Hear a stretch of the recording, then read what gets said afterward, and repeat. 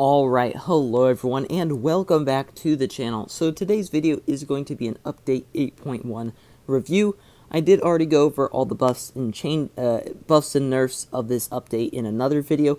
Well, actually, it wasn't all of them. I didn't do all the armor ones because there was like a ridiculous amount of them, like 100 or so. But other than that, I did most the main changes. But today's video, since of course the update came out today, we're going to be going over the more different changes, not like balance changes, what they've actually changed to the game. So first up, we have changes to armor highlighting. Now, I think this was a good thing that they did and a very needed thing.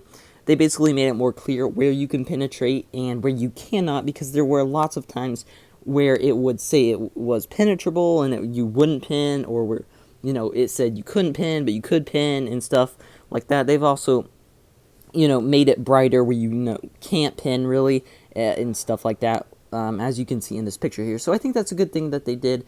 The armor profile highlighting did need some fixing, and I'm glad that they did do that.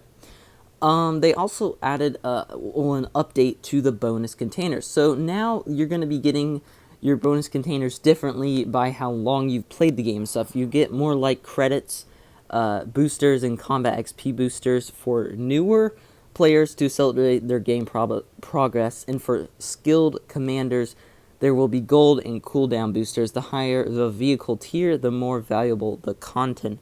So basically, just the more you play, the better stuff you will get in the containers, which I kind of thought they were fine how they were. I think the UI update is good, but I thought they were kind of fine, how they were looking before.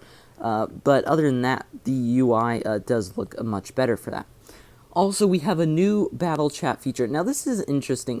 So basically, it's going to say, if you haven't done the majority of the damage to a tank and you kill it, it will also show the person's name who did the majority of the damage. Not if it's a bunch of people, pieced together, each did like 25% of the damage or something, but one person has to do over 51%, and then whoever kills it, their name and the person who did over 51%'s name will show up as like the assistant assistant damage to that tank, which I think this is interesting. I'm not sure if it was really needed. It's kind of cool though, because you'll now know if someone is being useful, but they're not actually killing a lot of people. So I think it might help for that. But it's just a little interesting of a feature that they did add. Obviously, we went over all the balance changes already, and now we have some news for Android Gamepad. So basically, you'll be able to use Gamepad on Android again. It looks like, I guess maybe they used to do it, but they got rid of it because it said it's back. But I'm not sure. I haven't really been keeping up with, I never knew if they had this support before, but it looks like you'll have Gamepad support on Android now, from what I can tell for this, and same control mode is no longer available on PC. I guess the wait times for that were way too long, so they kind of just decided to go ahead and get rid of it, but it is still there for touch, which is where most people actually used it.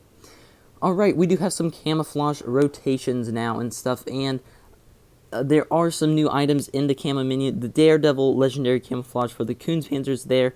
The Stranded Bear attachment for the T-22 is now in the tab. In the Mighty legendary camouflage and the something attachment for the Jagdpanzer are now available to buy as well. So those things are all available in the shop now. And as well, something that I'm very glad that they did and thought they needed to do a long time ago is a legendary camo for the E3. I think it looks decent. It's not as good as the E4's legendary camo, but I think it's an okay camo. It's, not amazing, but at least they gave the E3 a legendary camo. I'm not sure why they gave the E4 first, because nobody really cares about the E4. It's kind of a crap tank, unlike the E3, which is an amazing tank and kind of, and very, a lot of people play it. But they finally gave it a legendary camo, which is very nice, and it's a decent legendary camo. It's not great, it's not horrible, or anything like that.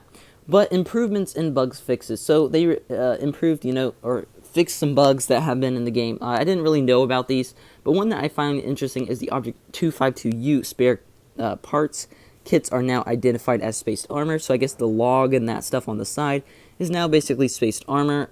I didn't know that they were. I didn't know that it was that they thought it was supposed to, but I guess it is. So that is now as excuse me, I can't talk. That is now spaced armor. As well, the Mines map was removed from rotation for Tier 7 through Tier 10 rating battles, which was very nice. I think for that tier altogether, it needs to be removed. You should not be playing that map at Tier 10. It's really horrible. Nobody likes that map at Tier 10. At least they removed it from ratings. Maybe eventually they'll remove it from regular battles.